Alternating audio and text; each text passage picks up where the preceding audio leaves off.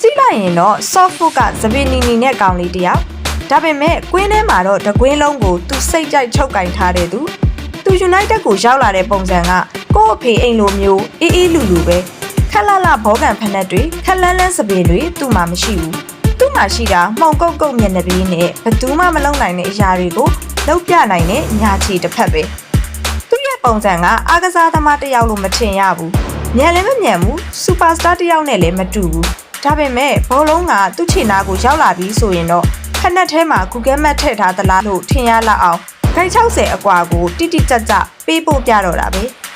ပန်နတီ area အဆက်မှာသူ့ကိုစက္ကန့်ဝက်လောက်အချိန်ပေးလိုက်မိတာနဲ့အဲ့ဒီဘောလုံးဟာဂိုးပေါက်ထဲကိုအလွယ်တကူရောက်သွားပြီလို့မှတ်လိုက်တော့ဂိုင်း30အကွာကကန်ချက်တွေလူတွေအံ့ဩသွားရတဲ့ half volley တွေကသူ့အတွက်တော့အေးအေးဆေးဆေးပဲ